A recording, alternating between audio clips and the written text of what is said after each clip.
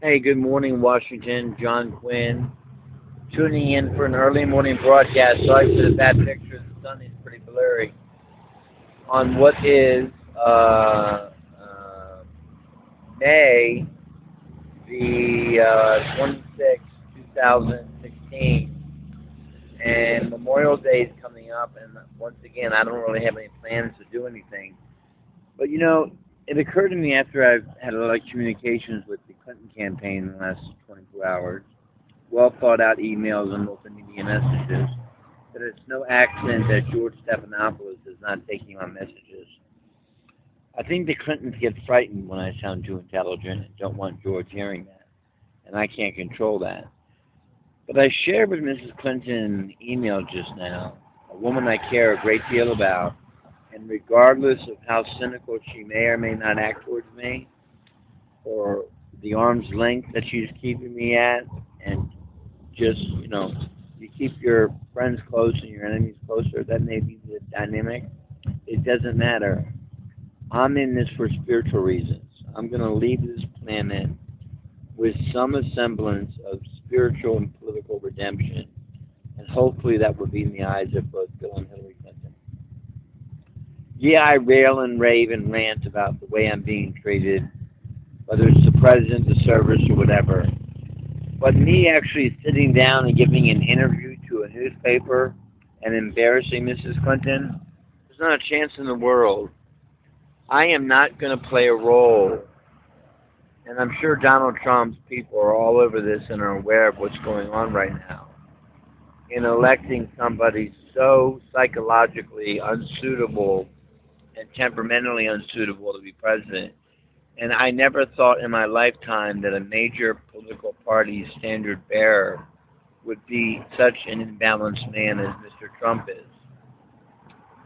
So Hillary could have been a serial killer in a past life, and regardless of what problems I may or may not have had, real or imagined, with the Clintons in years past, it's all forgotten. It's all water under the bridge. It's a new beginning. And I know that Secretary Clinton knows within the quiet recesses of her mind that I'm one of the smartest, most politically sensitive, brightest guys she's ever encountered.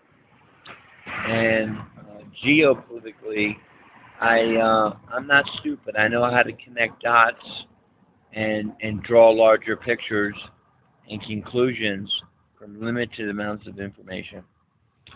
For example, the White House just put me through to Valerie Jarrett's voicemail, Catherine Branch.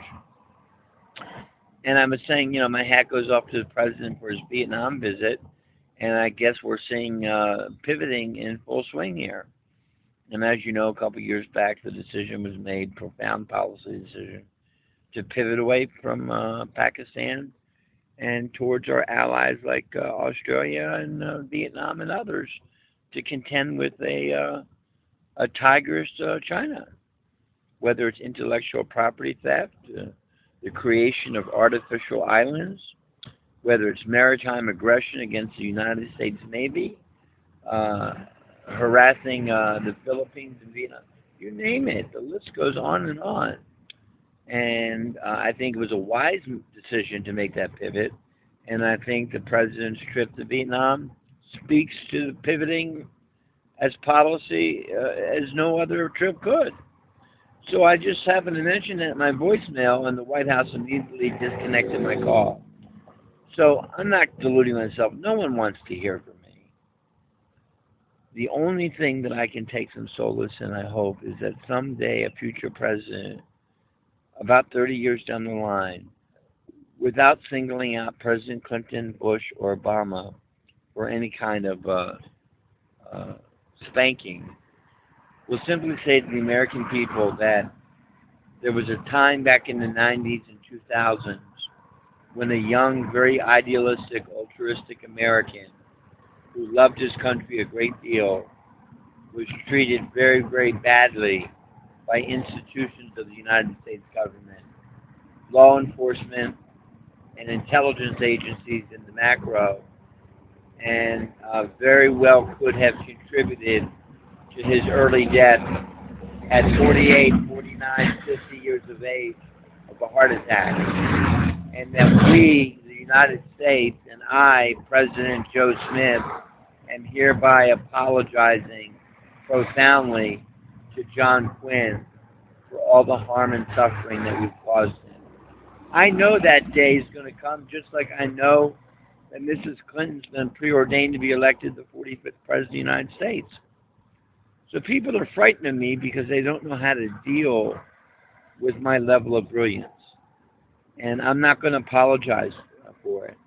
One of the things that the service is most adept at doing is stripping me down naked, reinforcing me at all times that I'm a worthless piece of shit, that I amount to nothing, have me panhandle, do whatever it takes, but send the message loud and clear that John Quinn, you don't amount to squat.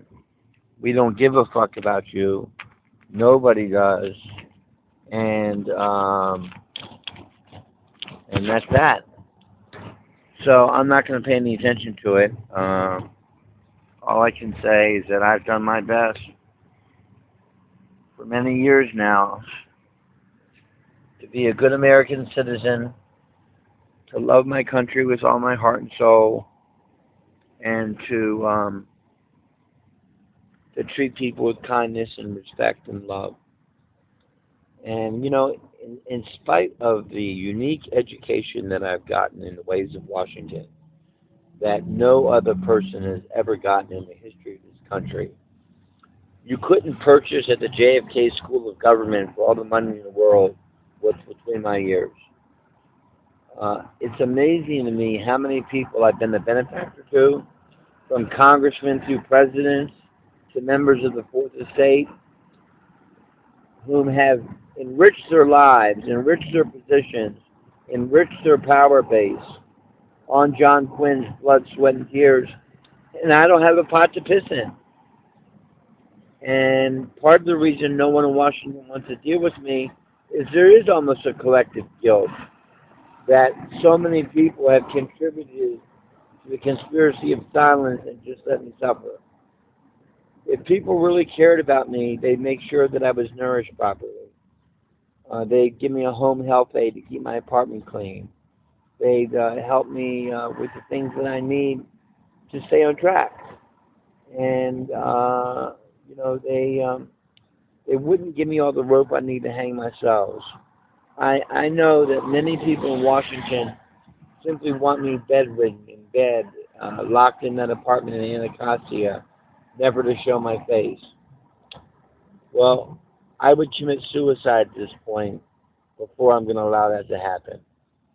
I've already made the decision. I'm not going to become bedridden again and live in an apartment in hiding. I'd rather be dead.